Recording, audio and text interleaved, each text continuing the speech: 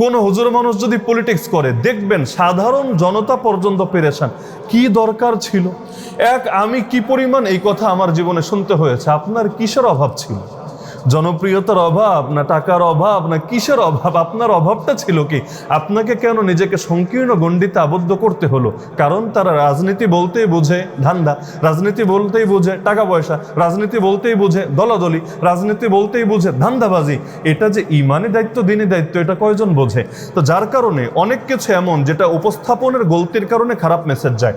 আমরা ছোটবেলায় শুনতাম যে জেনারেল পড়াশোনা আর মাদ্রাসার পড়াশোনা নিয়ে আলোচনা হতে এমনভাবে সেখান থেকে মেসেজটা দাঁড়ায় মাদ্রাসায় পড়াশোনা করাটাই দিনদারি, আর জেনারেল লাইনে পড়াশোনাটা করাটাই হলো বদ্দিনী, বা বদ্দিনী না হলেও খুব একটা খারাপ কাজ বা নিম্নমানের কাজ। অথচ আমি যদি অসুস্থ হই, আমি কার কাছে যাই? আমি যদি অসুস্থ হই, আমি কিন্তু মাদ্রাসা পুরো বড় মুফতির কাছে, মুহাদ্দিসের কাছে যাই না, আমি কিন্তু আপনার কাছেই যাই। আমি যখন ভবন বানাই তখন কিন্তু কে বড় হুজুর কে ছোট হুজুর এটা আমি খুঁজি না, বরঞ্চ ইঞ্জিনিয়ারের কাছে আমি ধর্ণা দিই। এমনকি আমার স্ত্রীও যদি অসুস্থ হয়, এমনকি তার যদি সার্জারিও লাগে, আমি কার কাছে যাব? আমি তো ওই বড় বড় হুজুর খুঁজে তার কাছে যাব না, বরঞ্চ দুনিয়ার লাইনে যারা পড়াশোনা করেছে তাদের কাছেই যাব। এজন্য আল্লাহর ওয়াস্তে এই বিষয়টা কখনো মাথায় ঢুকাবেন না যে দুনিয়া মানেই খারাপ, ক্ষমতা মানেই খারাপ। ক্ষমতা মানেই যদি খারাপ হয়, ইউসুফ আলাইহিস সালাম চাইলেন কেন? ইজআলনি আলা খাজাইনিল আরদ, আমাকে আপনি একটা মন্ত্রণালয়ের দায়িত্ব দেন, খাদ্য বিষয়ক যে মন্ত্রণালয়, যেখানে সমস্ত আসবাবপত্র থাকবে, এটা কিভাবে বিতরণ হবে, কিভাবে নিয়ন্ত্রণ হবে, এই মন্ত্রণালয়ের দায়িত্ব আমাকে দেন। তিনি তো চেয়েছিলেন, এবং শুধু চেয়ে শেষ না, নিজের আত্মপ্রশংসা করেছিলেন, ইন্নী হাফিজুন আলিম, নিশ্চয় আমার দুইটা যোগ্যতা আছে যার কারণে এই মন্ত্রণালয়ের হকদার আমি। 1 নম্বর যোগ্যতা, আমি আমানতদার, হেফাজতকারী। 2 নম্বর যোগ্যতা, আমার পর্যাপ্ত জ্ঞান আছে, কিভাবে এটা চালালে দেশ ভালো চলবে, জনগণ ভালো থাকবে, আমার জ্ঞান আছে। চেয়েছিলেন এক মন্ত্রণালয়, আলহামদুলিল্লাহ তাদের আল্লাহ দিয়ে দিলেন সব মন্ত্রণালয়। রাজা আজিজা মিশর, এই পরিমাণ মিশরের যে বাদশা ছিল তৎকালীন, ওইটাও ফেরাউন। মিশরের বাদশাদের কমন নামে উপাধি ছিল ফেরাউন। ওই সময়ের ফেরাউন তাকে সব মন্ত্রণালয়ের দায়িত্ব দিয়ে দিল। তাহলে ক্ষমতা মানেই যদি খারাপ হতো, তিনি চাইলেন কেন? সুলাইমান আলাইহিস সালাম চাইলেন, রব্বি হাবলি মুলকান লা ইয়ানবাগি লি আহাদিন মিন বাদি, হে আমার রব, আমাকে এমন রাজত্ব দেন যেটা আমার পরে কারো জন্য শোভাই পাবে না। পাবে কি পাবে না ওই আলাপ পরে, আমার পরে কারোর জন্য এটা শোভাই পাবে না, মানানসই হবে না। আমাকে এমন এক রাজত্ব দেন। এবং তার এই দোয়াকে আল্লাহ তো কবুল করেছেনই। পাশাপাশি এই হাদিস আশা করি কেউ কেউ শোনার কথা, বা আশা করি সবাই শুনেছেন। আল্লাহ রাসূল সাল্লাল্লাহু আলাইহি ওয়াসাল্লাম একদিন রাতের বেলা সালাত আদায় করছিলেন, এক জিন এসে, নামাজের মধ্যে প্যাচ লাগানোর আলাদা জিন আছে, জিনদের বিশেষ ব্যাটালিয়ান আছে, দুষ্ট জিন আর কি, যাদেরকে শয়তান বলি, যাদের কাজ হলো নামাজের মধ্যে কিভাবে প্যাচ লাগানো যায়, ভুল করানো যায়। আল্লাহ রসুলের কাছে মানুষ আর পেল না, আল্লাহ রসুলের কাছে এসে হাজির হয়েছে নবীর নামাজে সে একটা ঝামেলা করবে বলে। আল্লাহ রসুল সাল্লাল্লাহু আলাইহি ওয়াসাল্লাম থেকে বন্দি করে ফেললেন। এবং হাদিসের মধ্যে আছে, নবীজি বলেন তার ইচ্ছা ছিল, তিনি চেয়েছিলেন যে পরবর্তী দিন সকালে পর্যন্ত তাকে বেঁধে রাখবে এবং সাহাবীরা নিজেদের চোখে তাকে দেখবে। ওই শিয়াল অনেক সময় মানুষ বেঁধে রাখে, পাগলা কুকুর বেঁধে রাখে, একইভাবে তাকে বেঁধে রাখবে যাতে করে সকালবেলা সাহাবীরা দেখতে পারে। কিন্তু আল্লাহ রসুল বলেন, তখন আমার ভাই সুলাইমানের এই দোয়ার কথাটা মনে পড়ে গেল। সুলাইমান আলাইহিস সালাম আল্লাহর কাছে দোয়া করেছিলেন, এমন রাজত্ব দেন যেটা আমার পর কারোর জন্য শোভাই পাবে না। এজন্য আল্লাহ তাকে শুধু মানুষের রাজত্ব না, জিনের রাজত্ব, পশু পাখির রাজত্ব, সব কিছুর রাজত্ব আল্লাহ তাকে দিয়ে দিলেন। তো নবী বলেন, আমি যদি এখন ওকে বেঁধে রাখি, আমার ভাইয়ের দোয়াটার একটু মর্যাদা ক্ষুণ্ণ হয়। উদারতা কাকে বলেন, আর আমাদের জাতির হিংসা কোন পর্যায়ে, এটা শুধু এর সাথে কম্পেয়ার করেন। আল্লাহ রসুলকে আল্লাহ শক্তি দিয়েছেন, তিনি ওটাকে বেঁধে রেখেছেন, সকাল পর্যন্ত রাখলে মাসালাগত দিক থেকে কোনো সমস্যা নেই। বন্দি যেহেতু করেছেন, চাইলে এখন ছাড়তে পারেন, চাইলে 2 দিন পরেও ছাড়তে পারেন, সমস্যার কিছু নাই।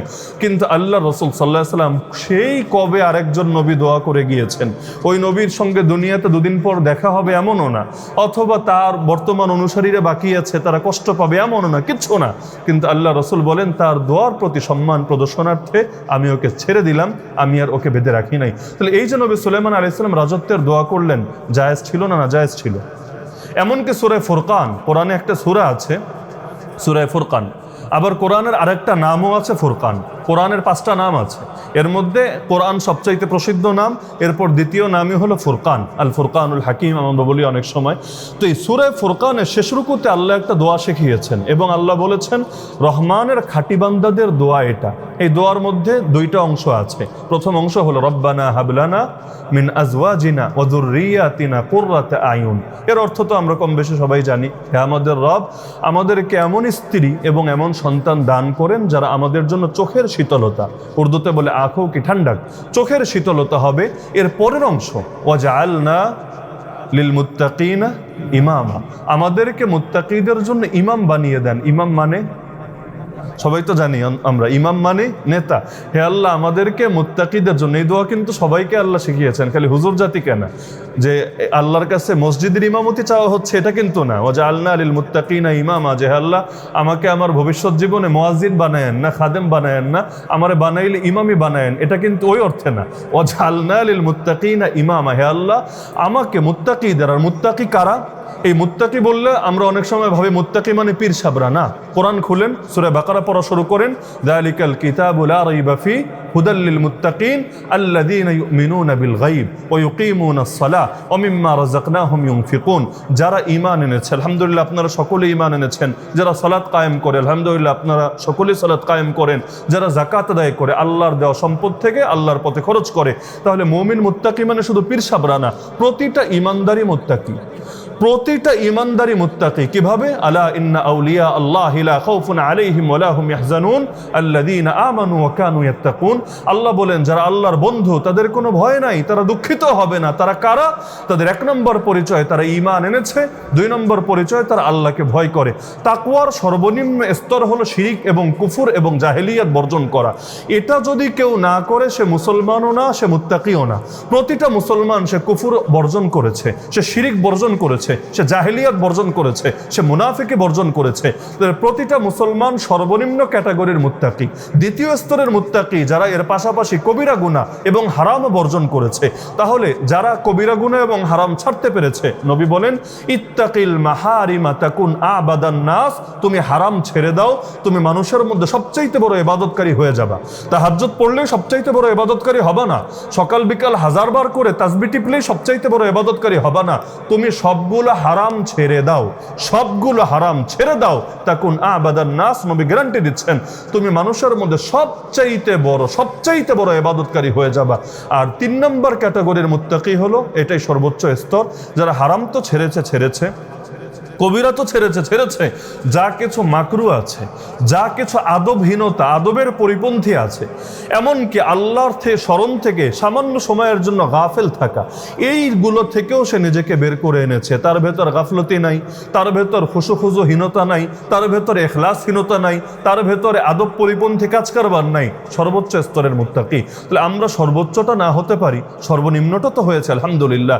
তাহলে মুত্তাকিদের ইমাম বানান মানে মুসলমানদের নেতা বানান, মুত্তাকিদের ইমাম বানান মানেই হলো মুসলমানদের নেতা বানান। তা আপনারা তো সবাই দোয়াই করেন আল্লাহর কাছে, হে আল্লাহ আমাদেরকে মুত্তাকিদের নেতা বানান। এখন বলবেন হুজুর নেতৃত্বের লোভ না নিষেধ? আসলেই নিষেধ। আল্লাহ রাসূল সাল্লাল্লাহু আলাইহি ওয়াসাল্লাম নিজেই তো বলেছেন যারা নেতৃত্ব চায় আমি তাদেরকে নেতৃত্ব দেই না।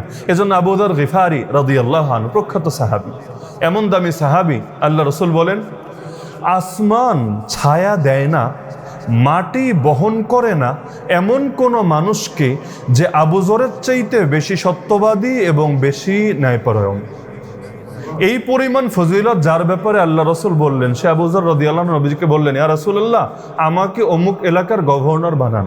গভর্নর মানে প্রাদেশিক দায়িত্ব তার থাকবে, আমাকে অমুক এলাকার গভর্নর বানান। এটাও তিনি চেয়েছেন নিঃসন্দেহে উম্মার প্রতি কল্যাণকামিতা থেকেই, নিজের অন্তরের ভেতরে সুপ্ত খারাপ কামনা বাসনা থেকে এটা আমরা কল্পনাও করি না, বরঞ্চ তিনি ভেবেছেন এই দায়িত্বটা আমি ভালো পারবো এবং এখানে আমি জাতির বড় একটা সেবা আঞ্জাম দিতে পারবো। কিন্তু আল্লাহ রাসূল বললেন, শোনো ইয়া আবা যার ইন্নাকা যায়ীফ ওয়া ইন্নাহা আমানা ওয়া সাতাকুনু নাদামা ইয়াউমাল কিয়ামা। হে আবু যর তুমি দুর্বল, আর এটা বড় আমানত, বড় গুরুদায়িত্ব, এবং কিয়ামতের দিন এটা হবে বড় লজ্জা এবং বড় লাঞ্ছনা। কারণ যারা দায়িত্ব যথাযথভাবে পালন করতে পারে না, ওই দায়িত্বই তাদের জন্য কিয়ামতের দিন হবে বড় লাঞ্ছনা।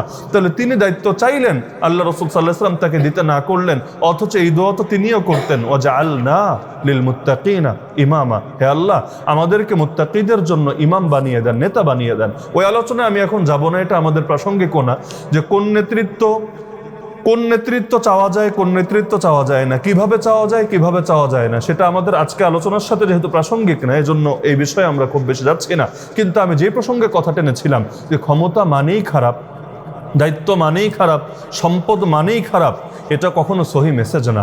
বরঞ্চ এর ব্যবহার কিভাবে করলেন এটা মুখ্য বিষয়। আল্লাহ রাসূল সাল্লাল্লাহু আলাইহি ওয়াসাল্লামের সম্পদও কিন্তু কম ছিল না। হ্যাঁ, এখন বলবেন আল্লাহ রাসূলের সম্পদ কম ছিল না, ঠিকভাবে তো খেতেই পারতেন না। তার তো পুরো জীবন কেটেছে, কোনো একদিন এমন হয় নাই যে পেট ভরে আমরা যেভাবে গলা পর্যন্ত খাই তিনি এভাবে খেয়েছেন গোটা জীবনে একবার, এমন কোনো নজির নাই। বছরে জীবন কাটিয়ে দিয়েছেন কখনো চাপাতি রুটি বুঝেন, নরম মোলায়েম কোমল রুটি, একটা বারের জন্য তিনি খান নাই। এমনকি পরাপর 2 দিন একভাবে তার খাবার কখনো জোটে নাই। একদিন তিনি খেয়েছেন, শুকরিয়া আদায় করেছেন, আর একদিন খাবার কম জুটেছে, সবর করেছেন। এমনকি আম্মাজান আয়েশা রাদিয়াল্লাহু আনহা বলেন 2 মাসের অধিক সময় এমন অতিবাহিত হয়েছে আমাদের ঘরে চুলাই জ্বলে নাই। তাহলে কি খেয়ে বাঁচলেন আম্মাজান? তিনি জবাব দিলেন ইন্নামা হুমা আল আসওয়াদান আল মা ওয়াত তামর, জাস্ট 2টা জিনিস, একটার নাম পানি আর একটার নাম খেজুর। এই পানি খেয়েছি আর খেজুর খেয়েছি, আর মাঝে মাঝে প্রতিবেশীর ঘর থেকে দুধ হাদিয়ে এসেছে, যেদিন এসেছে খেয়েছি, যেদিন আসে নাই সেটাও খাই নাই, জাস্ট পানি আর খেজুর খেয়েই মাসের পর মাস কাটিয়ে দিয়েছি। অথচ আল্লাহ রাসূলের সম্পদ কম ছিল না। আপনি যদি চিন্তা করেন আম্মাজান খাদিজা রাদিয়াল্লাহু আনহাকে যখন বিয়ে করলেন, তিনি আরবের অন্যতম একজন বিত্তশালী নারী ছিলেন, তার সম্পদ গেল কোথায়? সবই তো আল্লাহ রাসূলকে দিয়ে দিলেন। কখনো এক যুদ্ধের পর এই পরিমাণ গনিমত লাভ করেছেন, বাকি সারা জীবন চাইলে পায়ের উপর পা তুলে বসে খেতে পারতেন। কখনো এমন হয়েছে সেই বাদশা নাজাশী বা এরকম বড় গণ্যমান্য বাদশারা তার নিকট বিভিন্ন উপহার পাঠিয়েছেন, চাইলে এটা দিয়ে কয়েক বছর তিনি আরামে বিলাসিতার সঙ্গে কাটিয়ে দিতে পারতেন।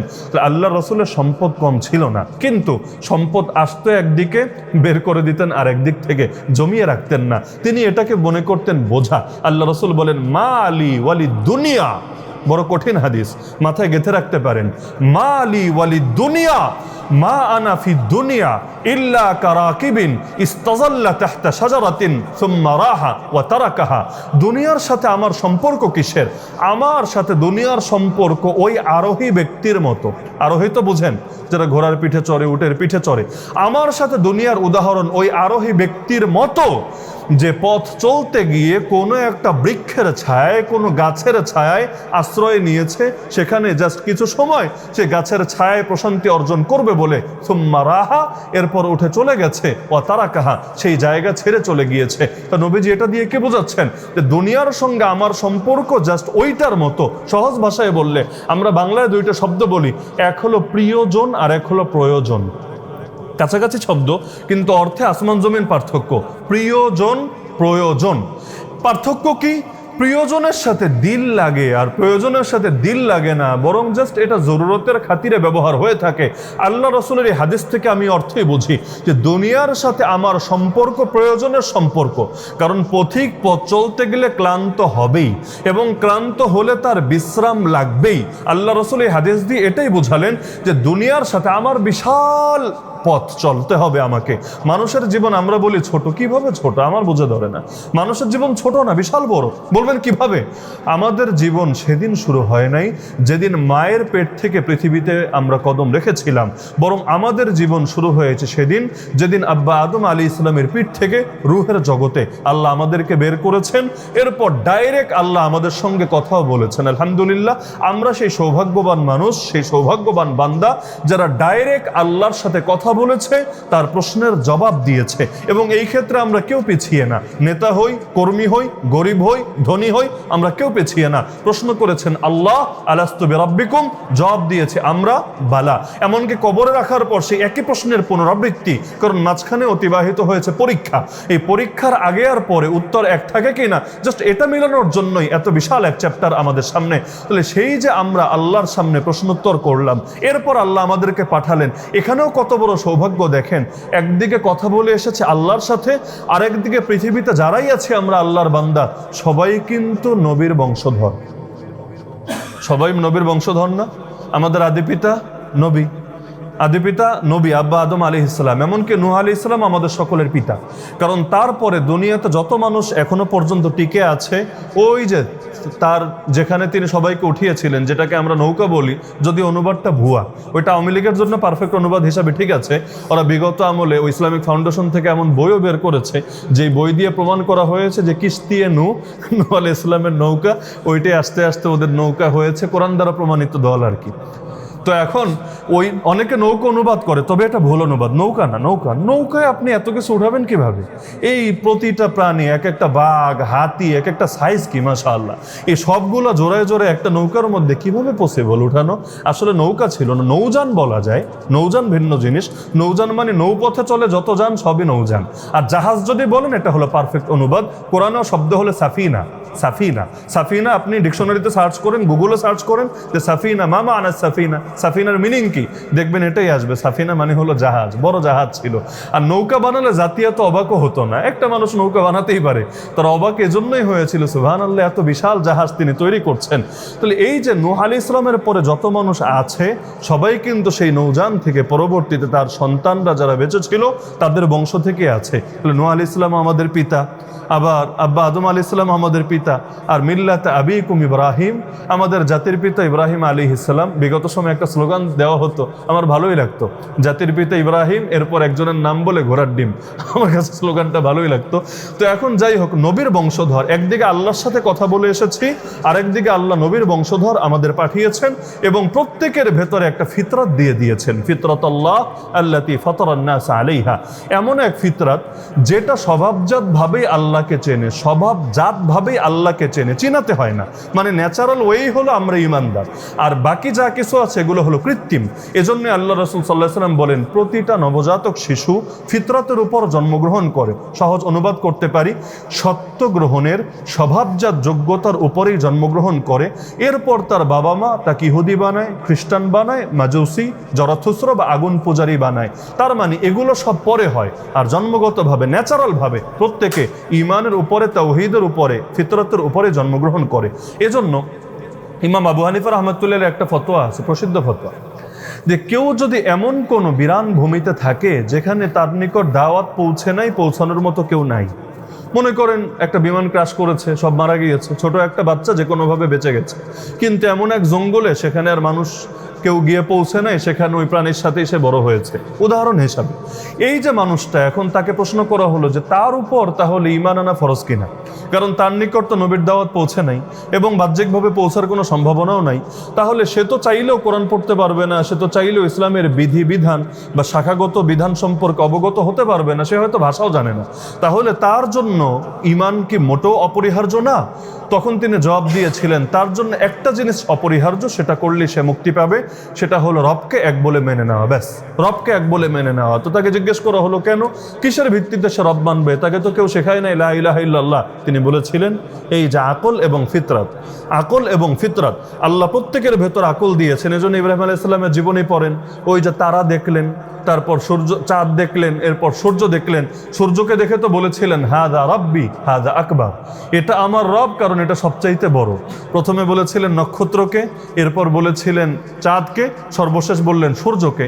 যদিও দুই ব্যাখ্যাই আছে, যে এখানে আসলে তিনি এটা করেছিলেন যে ধীরে ধীরে তিনি ঈমানের সর্বোচ্চ স্তরে পৌঁছেছেন এই হিসাবে, নাকি জাতিকে বোঝানোর জন্য, পরীক্ষা হিসাবে। মাওলানা মওদুদী এক্ষেত্রে ওই ব্যাখ্যাটাই নিয়েছেন যে না, এটা জাতিকে বোঝানোর জন্য না, বরঞ্চ সৃষ্টি দেখে স্রষ্টাকে যে চেনা যায়, সৃষ্টি দেখে স্রষ্টাকে যে চেনা যায়, এর একটা আলামত হিসাবেই।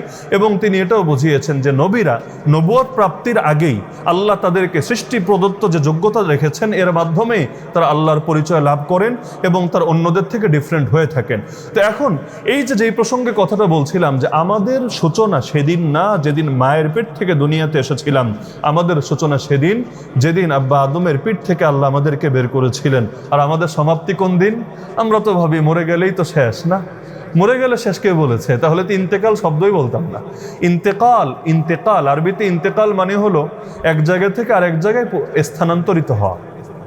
জাস্ট জায়গা পরিবর্তন করা। ওই যে নকল করা, অনেক সময় আমরা বলি নকল মানে কি? ধরেন একটা বই নিয়ে আছেন, আপনি এখানে এটা দেখে দেখে লিখছেন। নকল করা মানে কি? এই জায়গার জিনিসটা আপনি আরেক জায়গায় স্থাপন করছেন। ইন্তেকাল মানে হলো জায়গা পরিবর্তন করা, স্থানান্তরিত হওয়া। একসময় ছিলাম রুহের জগতে, সেখান থেকে আসলাম মায়ের পেটে, সেখান থেকে আসলাম জমিনে, দুদিন পর যাব আবার মাটির নিচে, সেখান থেকে বারজাখ হয়ে আমরা আবার সকলে উপনীত হব হাসরের ময়দানে মহান রব্বুল আলামিনের সামনে। এরপর সেখান থেকে যাব জান্নাতে, আমরা আশা করি এটাই। আর অনেক মানুষ যাবে জাহান্নামে। এই যে জায়গা পরিবর্তন, এটাই তো ইন্তেকাল। আমাদের শেষ নাই। কিসের শেষ? আমাদের কোনো সমাপ্তি নেই। জান্নাতীর জান্নাতেও সমাপ্তি নেই, জাহান্নামীর জাহান্নামেও সমাপ্ত নাই। এজন্য আল্লাহ তাআলা জান্নাতি এবং জাহান্নামীদের সামনে কিয়ামতের দিন মৃত্যুকে একটা দুম্বার আকৃতিতে উপস্থাপন করবেন, এরপর জবাই করে দিয়ে বলবেন, ইয়া আহলাল জান্নাহ খুলুদুন লা মাউত, হে জান্নাতীরা শোনো, তোমরাও চিরস্থায়ী, আর কোনো মরণ আসবে না। ইয়া আহলান নার খুলুদুন লা মাউত, হে জাহান্নামীরা তোমরাও শোনো, তোমরাও চিরস্থায়ী, আর কোনো মরণ তোমাদের আসবে না। এমনকি জাহান্নামীরা তো মরণ কামনা করবে। জাহান্নামীরা মরণ কামনা করবে, হায় যদি সব শেষ হয়ে যেত, সব যদি আমাকে এখান থেকে চিরতরে আমি নিঃশেষ হয়ে যেতাম, কতই না ভালো হতো। কিন্তু সে আফসোস তার সেদিন কোনোই কাজে আসবে না। আমি তো চিন্তা করি, দুনিয়াতে মানুষ যখন হতাশ হয়, খেলায় হেরেই হতাশ হোক, চাকরি হারিয়েই হতাশ হোক, প্রতারিত হয়েই হতাশ হোক, তার চেহারার অবস্থাটা কেমন হয়? আপনার ফেসটা দেখলেই তার হতাশা, সে যত বড় সেলিব্রিটি হোক, যত বড় ক্ষমতাধর হোক, তার চেহারার মধ্যে এর স্বাভাবিক প্রকাশটা ঘটে। এজন্য দেখবেন ক্ষমতা চলে গেলে মানুষের আচার আচরণ, চেহারার মধ্যেও পরিবর্তন চলে আসে।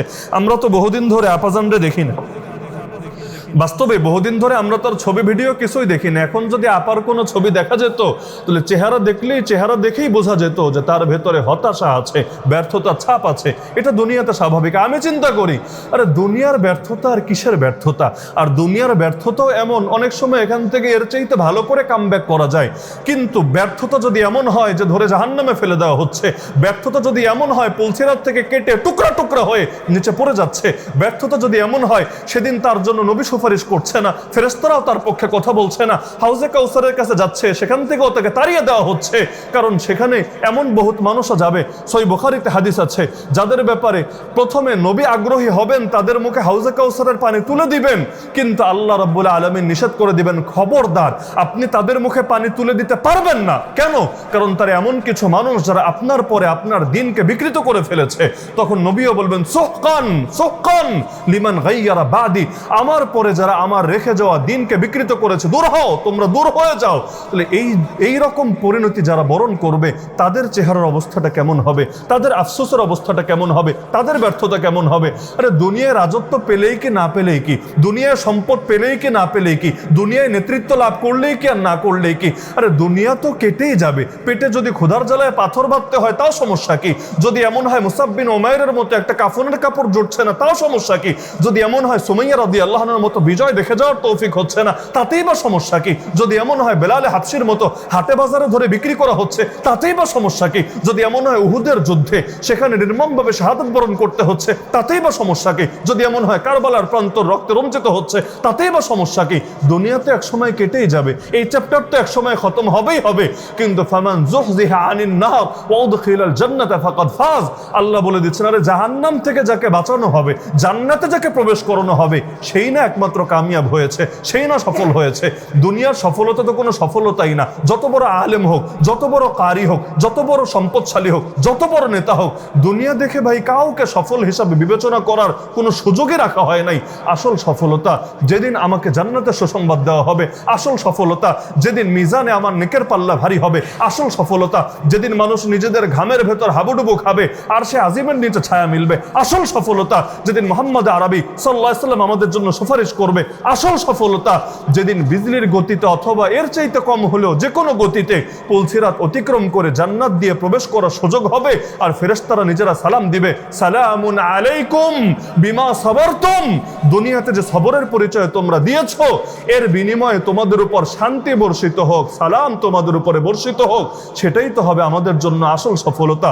আর যদি এমন হয় দুনিয়াতে একসাথে থাকলাম মিলেমিশে, হাসরের ময়দানে আল্লাহ নিজে ডেকে বললেন ওয়ামতাজুল ইয়াউমা আইয়ুহাল মুজরিমুন, হে অপরাধীরা, আর মিলেমিশে থাকার সুযোগ নাই, আর একসাথে থাকার সুযোগ নাই, আজকে পৃথক হয়ে যাও, আলাদা হয়ে যাও। আলাম আহাদ ইলাইকুম ইয়া বানি আদম, হে আদমের সন্তানেরা, তোমাদের থেকে আমি কি অঙ্গীকার নেই নাই? আল্লাহ তা'বুদুশ শাইতান, খবরদার শয়তানের উপাসনা করবা না, শয়তানের আনুগত্য করবা না, শয়তানের বান্দা হবা না। ইন্নাহু লাকুম আদুউম মুবিন, নিঃসন্দেহে সে তোমাদের প্রকাশ্য দুশমন। ওয়া আনি'বুদুনি, ইবাদত একমাত্র আমারই করবা। হাদা সিরাতুম মুস্তাকিম, এটাই হলো সরল সত্য, এটাই হলো সরল পথ, একমাত্র সহজ পথ। আল্লাহ রাসূল সাল্লাল্লাহু আলাইহি ওয়াসাল্লাম দোয়া করতেন, আল্লাহুম্মা ইন্নী আউযু বিকা মিন ফাকরিন কাদা আন ইয়াকুনা কুফরা, হে আল্লাহ, আমি তোমার নিকট এমন অভাব থেকে, এমন দারিদ্র থেকে পানাহ চাই, আশ্রয় চাই, যেই দারিদ্রের পরিণতি হলো, যেটা মানুষকে নিয়ে যায় এমন পরিণতির দিকে যার নাম হলো কুফুর। অর্থাৎ যেই দারিদ্রে পড়ে মানুষ নিজের ঈমানকে বিক্রি করে দেয়, নিজের দিনকে বিক্রি করে দেয়, আল্লাহ এমন দারিদ্র থেকে আমি তোমার কাছে পানাহ চাই, তোমার কাছে আশ্রয় চাই। তার মানে দুনিয়া থেকে একদম বঞ্চিত থাকা, অর্থাৎ দারিদ্রের এমন কষাঘাতে নিবেদিত হওয়া যে সময় মানুষ নিজের ঈমান বিক্রি করতে বাধ্য হয়, এটাও এক ধরনের ফিতনা।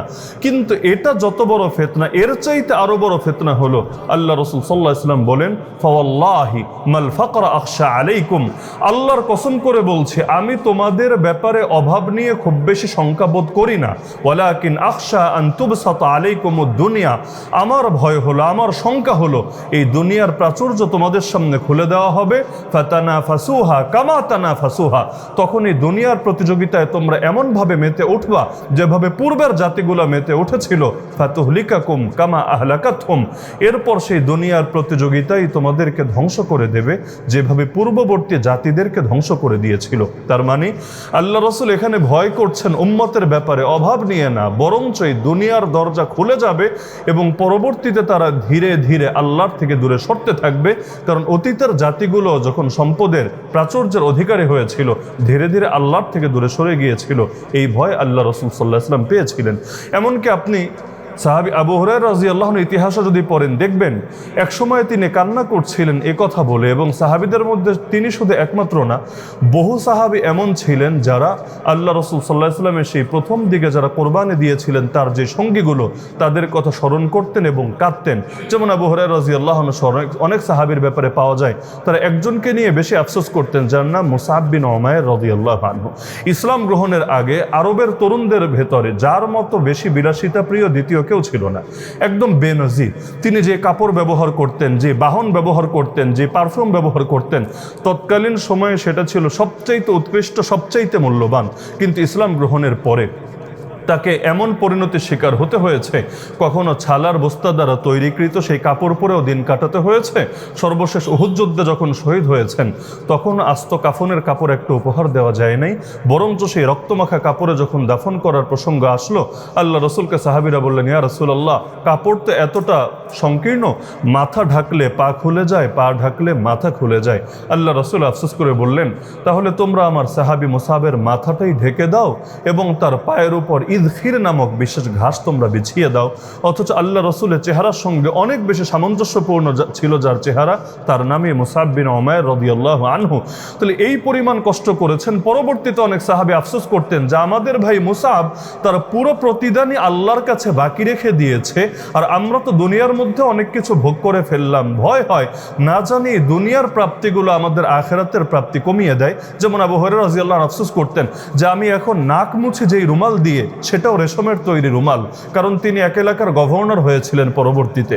অথচ তিনি বলেন, এমন দিনও আমার অতিবাহিত হয়েছে, ক্ষুধার জ্বালায় অজ্ঞান হয়ে রাস্তার পাশে আমি পড়ে থাকতাম, মানুষ ভাবত মৃগী রোগী, অথচ আমার কোনো মৃগী রোগ ছিল না, কিন্তু আমি যে ক্ষুধায় বেহুশ হয়েছি এটা তাদের কল্পনায় আসে নাই। অথচ আজকে আল্লাহ আমাকে দুনিয়াতেও এত দেওয়া দিয়েছেন, আমি নাক মুছি যেটা দিয়ে, যে রুমাল দিয়ে, সেটা হলো রেশমের তৈরি রুমাল। আমার ভয় হচ্ছে না জানি এর কারণে আমার আখিরাতের প্রতিদান কমে যায়। কারণ আপনি শাহাদাতের হাদিসগুলো পড়লেও দেখবেন জিহাদের মাঠে কেউ যদি শহীদ হয় তার পুরো প্রতিদানটাই আল্লাহর কাছে বরাদ্দ থেকে যায়। আর হাদিসের শব্দ হলো কেউ যদি সেখান থেকে বিজয় নিয়ে ফিরে আসে সে তার প্রতিদানের 3 ভাগের 2 ভাগ নগদে অর্জন করে নেয়, 1 ভাগ আল্লাহর কাছে বাকি থেকে যায়। এর মানে গাজী হওয়াকে এই হাদিসে তাচ্ছিল্য করা হয়েছে বা হেয় করা হয়েছে বিষয়টা এমন না, বরঞ্চ শহীদের মর্যাদা কত বেশি এবং শাহাদাতের প্রতি মানুষের আগ্রহ থাকা কত বেশি এটা বোঝানোর জন্য আল্লাহ রাসূল সাল্লাল্লাহু আলাইহি ওয়াসাল্লাম এভাবে চিত্রিত করেছেন। তো বলছিলাম যে দুনিয়া জিনিসটাই এমন, যেটা পাওয়াটাও ফিতনা, যেটা না পাওয়াটাও ফিতনা। আল্লাহ তাআলা কোরআনে জানিয়েছেন সূরা আলী ইমরানের শুরুর দিকেই, যুইনা লিন-নাসি হুব্বুদ দুনিয়া, হুব্বুশ শাহাওয়াত, মানুষের সামনে সুশোভিত করে উপস্থাপন করা হয়েছে। শাহাওয়াত মানে এমন জিনিস যেটার প্রতি মানুষের চাহিদা থাকে, এই রকম জিনিসগুলোকে মানুষের সামনে সুশোভিত করে উপস্থাপন করা হয়েছে। এই রকম জিনিস কি কি আছে আল্লাহ উদাহরণ হিসেবে কয়েকটা বললেন। মিনান নিসা ওয়াল বানিন, 1 নম্বরে আছে নারী। সেই নারী হালাল নারী হোক আর হারাম নারী হোক। অনেকে একটা হাদিস ভুল বোঝে, যেমন আল্লাহ রাসূল বলেন আমি আমার পরে পুরুষের জন্য সবচাইতে ক্ষতিকর যে ফিতনা রেখেছি সেই ফিতনার নাম নারী। মা তারাকতু বাদি ফিতনাতান আদাররা আলা রিজালি মিনান নিসা। এই হাদিস থেকে 2টা ভুল মেসেজ নেয়। নারী জাতি বা নারীবাদী যারা, নারীবাদীরা ভুল মেসেজ নেয়, দেখো নারীকে হেয় করা হয়েছে এই হাদিসে। আর অনেক পুরুষ এই হাদিসটাকে বোঝে সীমিত অর্থে, তারা ভাবে পর নারী যারা, যাদের সাথে তার সম্পর্ক রাখা, রিলেশন রাখা হারাম, এই হাদিসে মনে হয় শুধু তাদেরকে মিন করা হয়েছে। উভয়টাই গলত বুঝ। বাস্তবতা হলো এই হাদিসে পুরুষ জাতিকে সতর্ক করে দেওয়া হয়েছে তোমার জন্য নারীর প্রেম, নারীর মহাব্বত, নারীর আকর্ষণ এই পর্যায়ে যাতে না যায় যে সেটা আল্লাহর প্রেম, রাসূলের প্রেমের চাইতে বেশি প্রবল হয়ে যায়। সেই নারী নিজের মাও হতে পারে। নিজের মায়ের মহাব্বতেও কেউ যদি এমনভাবে ফাঁসে যেটাকে কেন্দ্র করে সে স্পষ্ট হারামে লিপ্ত হবে এবং আল্লাহর আদেশ ফরজ ওয়াজিবগুলো সে ছেড়ে দিবে, তাহলে সেই নারীও তার জন্য ফিতনা হয়ে গিয়েছে। এজন্য আল্লাহ কোরআনে বলেন নিঃসন্দেহে তোমাদের সম্পদ এবং তোমাদের সন্তান হলো ফিতনা। ইন্নামা আমওয়ালুকুম ওয়া আওলাদুকুম ফিতনা, নিশ্চয়ই তোমাদের সম্পদ এবং তোমাদের সন্তান হলো ফিতনা। এমনকি আল্লাহ অন্য জায়গায় বলেন ইন্না মিন আজওয়াজিকুম ওয়া আওলাদিকুম আদুওয়াল লাকুম, তোমাদের অনেকের স্ত্রী এবং সন্তানরা হলো তাদের দুশমন, তোমাদের দুশমন আল্লাহ বলছেন। তাহলে এই আয়াত থেকে আপনি কি মেসেজ নেবেন? আপনি তাহলে এটা চিন্তা করবেন সন্তান যেহেতু ফিতনা তাহলে এতিমখানায় দিয়ে আসি, আর সম্পদ যেহেতু ফিতনা তাহলে সব শ্যামলের রাস্তার উপর ফেলে দিয়ে আসি। কখনোই তো এই বুঝ নিবেন না, বরঞ্চ আপনি এই বুঝি নিবেন যে ফিতনা মানে হলো পরীক্ষা। এই পরীক্ষা মানে এটা না যে পুরোটা ত্যাগ করতে হবে, বরং পরীক্ষা মানে আল্লাহ তাআলা আমাকে দিয়েছেন কারণ তিনি এর ভেতর দিয়ে যাচাই করে নেবেন ইমানের দাবিতে আমি কতটা সত্যবাদী আর কতটা মিথ্যাবাদী। হুয়াল্লাযী খালাকাল মাউতা ওয়াল হায়াতা লিয়াবলুয়াকুম আইয়ুকুম আহসানু আমালা, তিনি সেই সত্তা যিনি মৃত্যু এবং জীবন উভয়টাকে সৃষ্টি করেছেন যাতে তিনি তোমাদেরকে পরীক্ষা করতে পারেন তোমাদের মধ্যে আমলের বিবেচনায় কে সর্বোত্তম। হযরত আমি প্রোগ্রামে আছি, পরে কল দিচ্ছেন স্যার। তো যার কারণে এই মেসেজটা এখানে নেওয়ার সুযোগ নেই যে ফিতনা মানেই খারাপ, বরঞ্চ ফিতনা মানে ভালো হতে পারে, ফিতনা মানে খারাপও হতে পারে। ফিতনা শব্দের অর্থ পরীক্ষা। এখন পরীক্ষা আল্লাহ যে জিনিস দিয়ে করবেন সেটা যে কোনো প্রকারের জিনিসই হতে পারে। এজন্য কোথাও দেখবেন সন্তান ফিতনা, কোথাও দেখবেন জীবন ফিতনা, কোথাও দেখবেন পরিবার ফিতনা। এর মানে এটা না যে নিজের জীবনকে তাহলে শেষ করে দিতে হবে, সন্তানকে বাসা থেকে বের করে দিতে হবে, অথবা সম্পদকে ফেলে দিতে হবে। তো এখন আমার মূল পয়েন্ট এটা যে দুনিয়া জিনিসটা ফিতনা, দুনিয়া পাওয়াটাও ফিতনা, দুনিয়া না পাওয়াটাও ফিতনা। এজন্য আল্লাহ রাসূল স্পষ্ট বলেন ইন্নামা দুনিয়া হুলওয়াতুন খাদিরা, নিশ্চয়ই দুনিয়া হলো মিষ্টি সবুজ। মিষ্টি জিনিস খেতে মজা, সবুজ জিনিস দেখতে মজা। আল্লাহ রাসূলের শব্দগুলোর মধ্যেও বিশাল মুআজিজা থাকে। প্রতিটা শব্দ নিয়ে খেয়াল করলেও এখানে অনেক ধরনের হেদায়েতের তাৎপর্য সামনে উঠে আসে। যেমন একটা শব্দ নিয়ে আমি কয়েকদিন থেকে ভাবছিলাম, আল্লাহ রাসূল বলেছিলেন কোরআনের একটা আয়াতের তাফসির প্রসঙ্গে, আর আমরা জানি কোরআনের সবচাইতে শক্তিশালী তাফসির হলো যেই তাফসির কোরআনেই পাওয়া যায়, আর দ্বিতীয় শক্তিশালী তাফসির হলো যেটার ব্যাখ্যা নবীর হাদিসে পাওয়া যায়, আর বাকি যত তাফসির আছে এগুলোর অবস্থান আরও অনেক পরে। তাহলে কোরআনে একটা আয়াত আছে, আল্লাহ বলেন তোমরা কাফেরদের জন্য সাধ্য অনুসারে শক্তি প্রস্তুত করো। এই শক্তির ব্যাখ্যা কি আল্লাহ রাসূল নিজে তাফসির করেছেন, 3 বার বলেছেন আলা ইন্নাল কুওয়াতা আর রামিউ, আলা ইন্নাল কুওয়াতা আর রামিউ, আলা ইন্নাল কুওয়াতা আর রামিউ।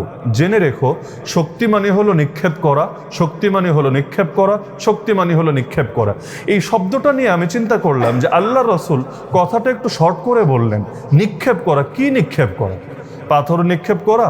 নাকি তীর নিক্ষেপ করা, নাকি বর্ষা বল্লম নিক্ষেপ করা, নাকি অন্য কিছু নিক্ষেপ করা? নিক্ষেপ তো অনেক কিছুই করা হতে পারে। আর ওই জামানায় তো নিক্ষেপ বলতে সাধারণভাবে সেই প্রথম দিকে বর্ষা এবং তীর এটাই বোঝানো হতো, আর শেষের দিকে মিনজানিক, ওই বিশেষ রকম কামান যেটা দিয়ে পাথর নিক্ষেপ করা যায় দেয়াল ভাঙার জন্য, এটাই বোঝানো হতো। এর বাইরে তো আসলে যুদ্ধের সাথে নিক্ষেপের খুব একটা সম্পর্ক নাই। আবার সেই জামানায় মূল যুদ্ধ কিন্তু নিক্ষেপ দিয়ে হতো না, মূল যুদ্ধ হতো তরবারি দিয়ে।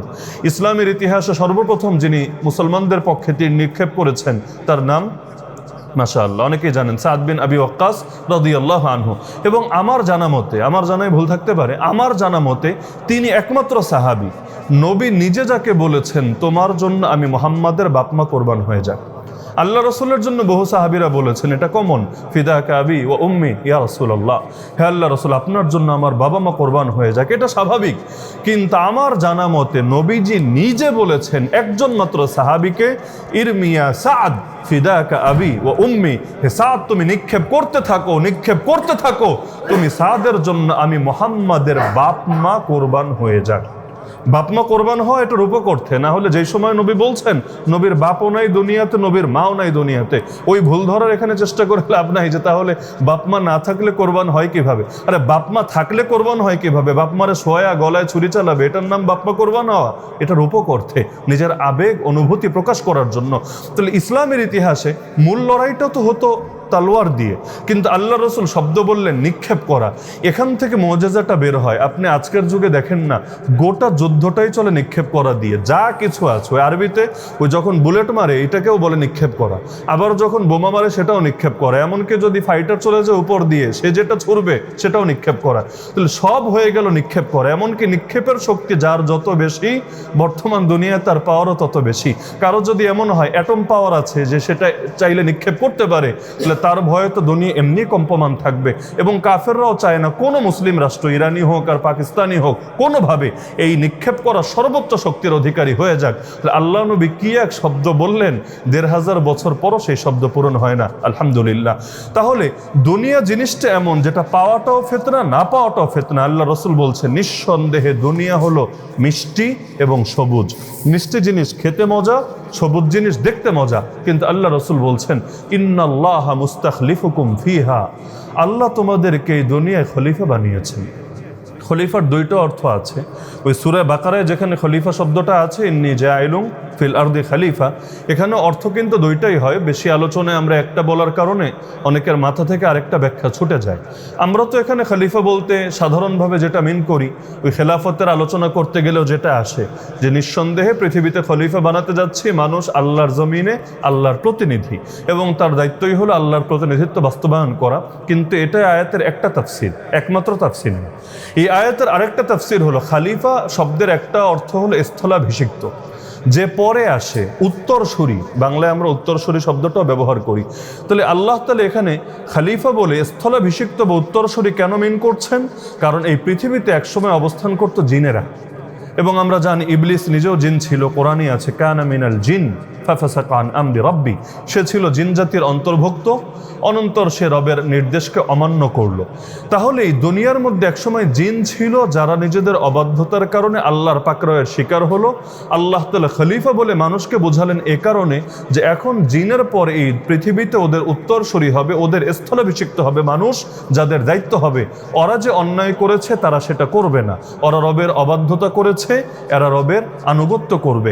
এজন্যই ফেরেশতারা যখন বলল আপনি এমন জাতি বানাচ্ছেন, খারাপ দিকটাই উল্লেখ করলো, ভালো কিছু বলে নাই, খারাপ দিকটাই বললো, যারা পৃথিবীতে গিয়ে ফাসাদ সৃষ্টি করবে এবং রক্তপাত ঘটাবে।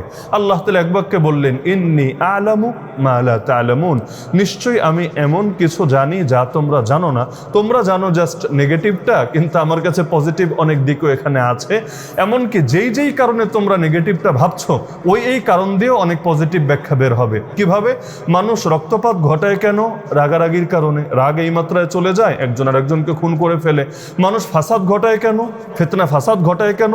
কুচাহিদার কারণে, শাহওয়াতের কারণে, পেটের চাহিদা, চোখের চাহিদা, জিহ্বার চাহিদা, লজ্জাস্থানের চাহিদা, এগুলোর কারণে জিনা এটাও ফাসাদ, চুরি এটাও ফাসাদ, ছিনতাই এটাও ফাসাদ, চাঁদাবাজি এটাও ফাসাদ। এক কথায় সংশোধনের বিপরীত যা কিছু আছে, ইসলাহের বিপরীত যা কিছু আছে, সবই ফাসাদের অন্তর্ভুক্ত। তাহলে মানুষ ফাসাদ ছড়ায় কেন? কুচাহিদার কারণে। তাহলে কুচাহিদার কারণে ফাসাদ ছড়ায়, অথচ এই কুচাহিদা ফেরেশতাদের নাই। মানুষ রাগের কারণে রক্তপাত ঘটায়, রাগ ফেরেশতাদের নাই।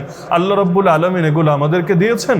ফেরেশতারা এটাকে কেন্দ্র করে আপত্তি না বলি, আল্লাহর সামনে কৌতূহল, আপত্তি শব্দটা খারাপ দেখা যায় এখানে, কৌতূহল উপস্থাপন করলো, আল্লাহ এই জিনিস দিয়ে বানালেন, এগুলোর পরিণতি তো এটা। ফেরেশতারা তো গায়েব জানে না, নাউযুবিল্লাহ। আমরা এই ব্যাখ্যা করার সুযোগ নাই ফেরেশতারা ভবিষ্যৎ জানতো যে বর্তমান কারা ক্ষমতা পেয়ে চাঁদাবাজি করবে, খুন খারাপি করবে, মাদক কারবার করবে, এগুলো ফেরেশতারা আগে জানতো বলে আল্লাহর সামনে বলেছে? না, জানতো না। বরঞ্চ দুই কারণে তারা বলেছে। এখন অভিজ্ঞতার একটা দাম আছে, তারা জিন জাতিকে আগে দেখেছে, অভিজ্ঞতা আছে। আর মানুষের যদি এমন হয় চুন খেয়ে যদি জিব্বা পড়ে, তাহলে দই দেখলেও একটু ভয় ভয় লাগে, এটা স্বাভাবিক। তাহলে এক হলো অভিজ্ঞতা, আর পাশাপাশি দ্বিতীয় কারণটা হলো যে যেই উপাদান দিয়ে আল্লাহ মানুষকে সৃষ্টি করলেন, তার ভেতরে যেই জিনিস গেঁথে দিলেন, এটা তো তাদের চোখের সামনে, তারা দেখতে পাচ্ছে।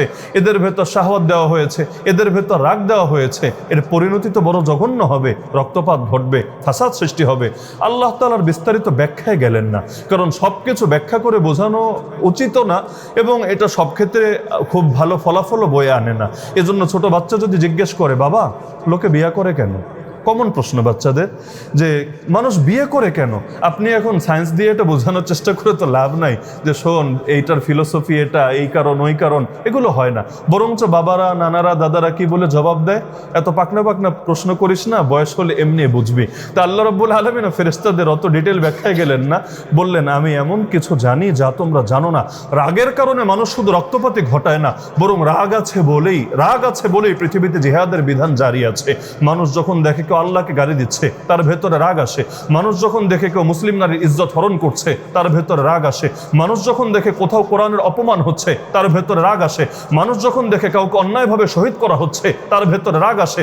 মানুষ যখন দেখে মুসলমানদের প্রথম কেবলা বেদখল হয়েছে, তার ভেতরে রাগ আসে। ওই রাগ আসে বলেই সে জিহাদের মতো বিধান সে অবলীলায় পালন করতে পারে। এই রাগ সবসময় অকল্যাণকর হয় না, বরঞ্চ অনেক সময় এটাই কল্যাণকর হয়। আর চাহিদা মানেই খারাপ এমন না। এই চাহিদার কারণে জিনা করে, এটা যেমন সত্য, চাহিদা আছে বলেই তো মানুষ নিজের তিলে তিলে উপার্জন করা সম্পদও তার পবিত্র নারীর পেছনে, হালাল নারীর পেছনে ব্যয় করে, এটাও তো সত্য।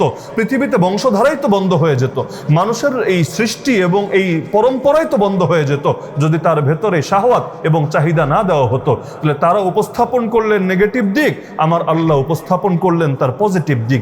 এজন্য সব জিনিসকেই দুই অ্যাঙ্গেল থেকেই দেখা যায়, কে কিভাবে দেখবে এটা মুখ্য বিষয়।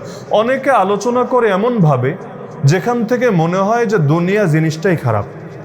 বাস্তবতা এটাই, দুনিয়া জিনিসটাই খারাপ, সম্পদ জিনিসটাই খারাপ, ক্ষমতা জিনিসটাই খারাপ, এবং এই মেসেজটা দাঁড়ানোর একটা খারাপ পরিণতি আছে।